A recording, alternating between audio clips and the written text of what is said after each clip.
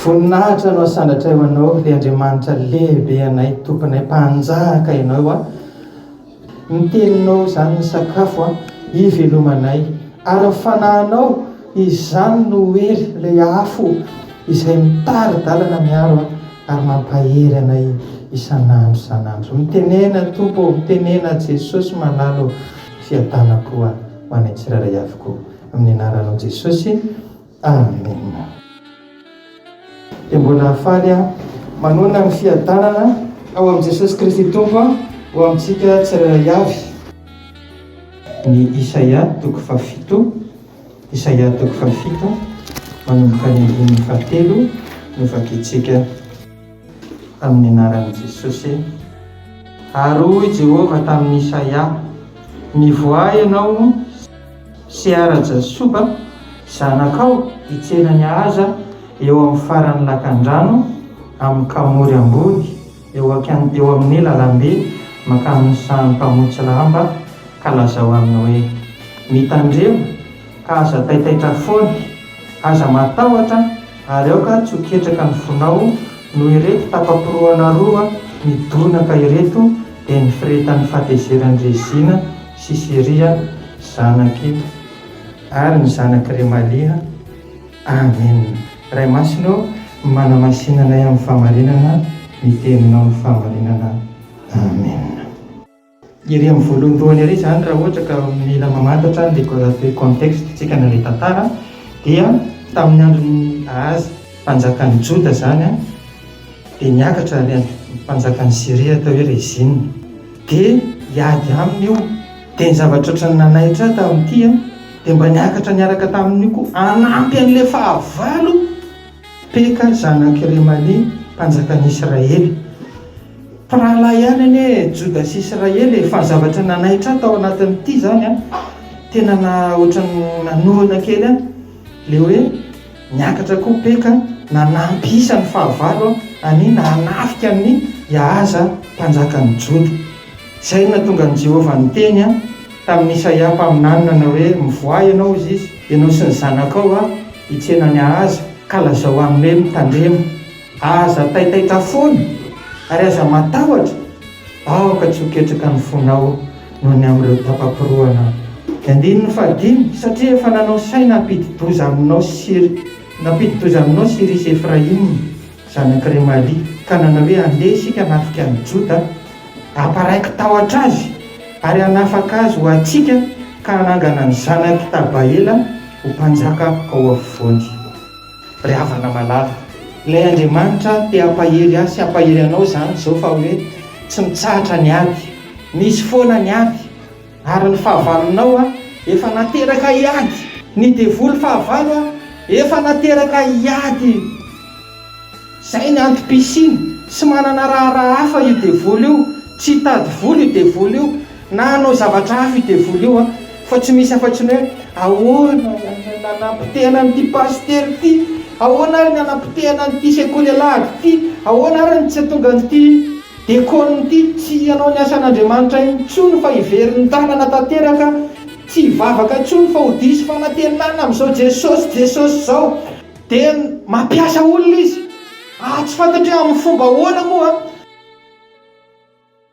ny fahavalon'ny Israely zany a ao ny Sirianina, fahavalon'ny Israely, fahavalon'ny Joda sy ny Israely ao ny Filistina, fahavalon'ny Israely sy ny Joda ao ny Egyptianina, ao ny Babilonianina sy tsy izany rehetrarehetra zany no natsony ny mpanjakan'ny Siria fa tsy izy afa-tsy ny rahalahiny ihany le mpanjakan'ny Israely ihany mitady olona ny devoly tsy olon-kafa fa olona ao anatin'ny tokantranonao ihany, olona atao anatin'ny fiangonana ihany mba hoentina maninona mba hoentina hanapotika an'le mpanjakan'ny Joda, an'le rahalahinao, an'le mpanompon'Andriamanitra tahaka anao.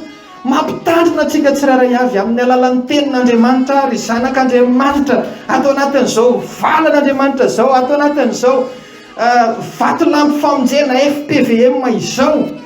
Mitady olona ho rekritena ny devoly, mitady olona ho ampiasaina ny devoly, manao offre d'emploi ny devoly. Iza no manaiky ho ampiasainay?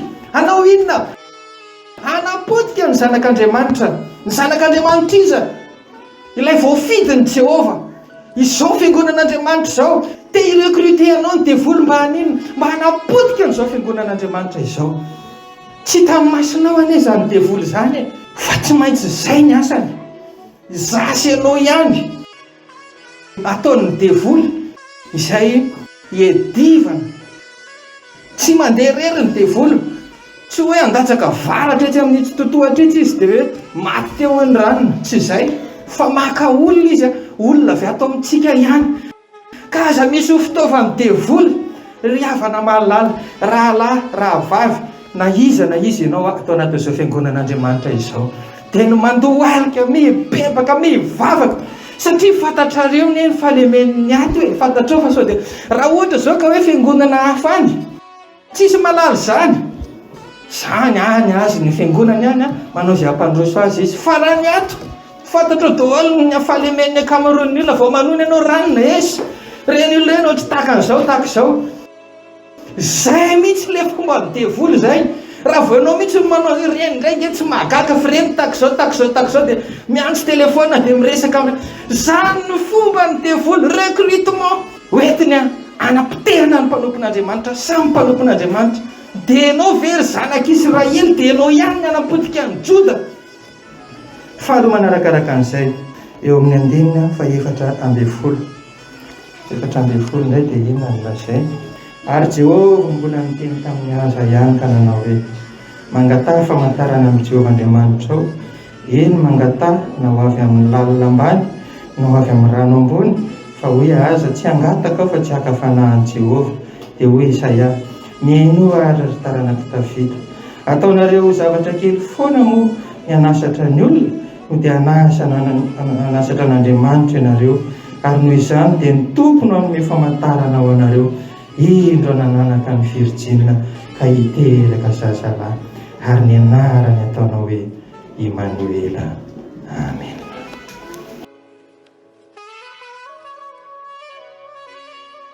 Fanafodiny izany no omen'Andriamanitra, tsy maintsy hiady aminao ny devoly. Jesosy efa nilaza hoe indro za maniraka anareo tahaka ny zanak'ondry eo ampovoan'ny ambodia.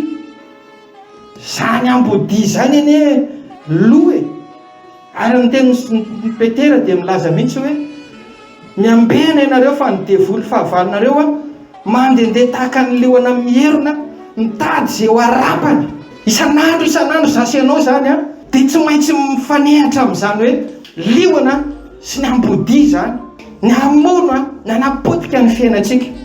Fa Jesosy no miteny efa tamin'ny andron'ny Isaia dia efa niteny an'izay fa zao ny famantarana ho anareo izy indro nananaka ny Virjina ka hiteraka zazalahy, ary ny anarany ataonao hoe Immanuela, raha adika amintsika Andriamanitra. Dia samy mahalala daholo tsika an'ilay fahatongavan'i Jesosy, teraka tsy nisy Virjina teraka. Hitantsika ao amin'ny soratra masina tsy misy Virjina teraka na iray ary ao amin'ny soratra masina ao afa-tsy Maria renin'i Jesosy. Teraka tokoa ary le Marie Virjina, ary dia ny anarany atao hoe Immanuela, ary izy ho lehibe ka dia ho amonjy ny Israely amin'ny fahotana. Amonjy izao tontolo izao izay manaraka azy, efa vita ny famonjena. Aza matahotra ianao izy miantso ny mpanjakan'ny Joda, za ombanao Jehova. Aza matahotra kory an'izay mety ho tetikady ataon'ny Satana, aza mandrefy akory hoe ohatrany ahoana ny heriny izao devoly ady aminao zao. Ho Jesosy indro zany ahita ny Satana nilatsaka avy any an-danitra tahaka ny varatra, kanefa za hivavaka ho anareo mba tsy ho levina ny finoanao Petera. Aza mandrefy akory ianao hoe ohatrany inona izany varatra zany raha mitoboka, ohatrany ahoana zany asan'ny devoly zany raha miatra eo amin'ny fiainako. Aza manjarahany zany ianao ho Jesosy androany, aza manjarahany zany ianao hoe fa za no ombanao, ary tsy ombanao fotsiny amin'ny promesa manidina fotsiny fa ombanao ho Jesosy aniraka ny zanako anananaka ny Virjina ka hiteraka zazalahy, ny anarany ataonao hoe Immanuela, na amintsika Andriamanitra. Amintsika Andriamanitra ary vatolahy famonjena aminao eto akaikinao eto Jesosy amin'izao fotoana izao. Ny fanahy masina tsy natokana ho an'ny pastera, Ny fanahy masina tsy natokana ho an'ny mpiandry na natokana ho an'ny olona sasantsasany ao anatin'ny fiangonana, fa ho anao io indrindra, ho anao mpandrefana samy tompo ianao, na dia sekoly alahady ianao, natokan'Andriamanitra ho anao ny fanahy masina, ary tsy miova ny heriny a, tsy miova ny voninahiny a. Izy efa niteny, mandrapahantotra reo, mandrapahafotsy ny volonareo a, zay ihany ny sahirana hikarakarana a. Aza ho ketraka amin'ny fonareo, fa za Jehova no miaraka aminao ary mombanao. Fangalanana an'izany tenin'Andriamanitra zany avana dia izao dia ampahery anao a. Betsaka moa ny zavatra nangatahana tamin'ny tompo a, fa ny zavatra tsapako dia izao hoe Jesosy io a tena mamintra fo izy, ary tena mijery sy mikarakara ny fiainako sy ny fiainanao izy. Tamin'ny fotoana niantsony anao mpitandrina dia izao ny teny hoe raha manaiky hanao an'io asa-po ianao a, dia izany karakara ny fiainanao, na teo amin'ny taratasy zany a, na teo amin'ny asa zany. Ny raha malala moa fiainana aty andafy aty, fa rehefa tsisy taratasy ianao a, dia matetika zany dia tany amin'ny livraison tany dia nanao an'izany, ary dia tsara zany na soa zany. Fa rehefa nandeha tokoa ny taona dia androany ianao ampiasain'ny olona aty, dia avy eo ianao miala. Androany ianao ampiasain'ny olona aty, dia avy eo maty ilay société dia mifindra tsy misy mafy amin'ny mpanao livraison ohatran'izany hoe indray fa hiverina zéro anao molaka torine vaovao indray.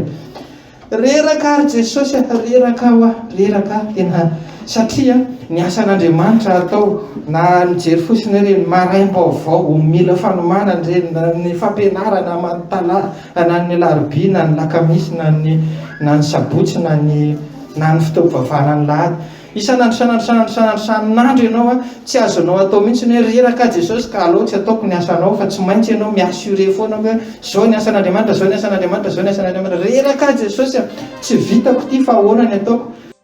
Nefa Jesosy niteny izany eo izy a, mikarakaranao a, dia lasa tany amin'ny toby tany Madagasikara tamin'izay fotoana izay, dia ozy izy dada Randrianatoandro miaraka tamin'ny tany a.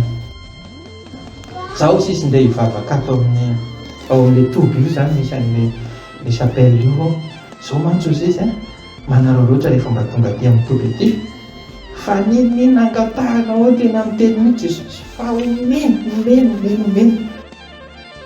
Dia lasa izy no mandeha tao, vita ny azy dia manjarako, tonga tao amin'izay Jesosy, ty asa ty mihitsy ny tena mampiasa ny lohako andro aman'alina, fa tsy vitako ny asanao Jesosy.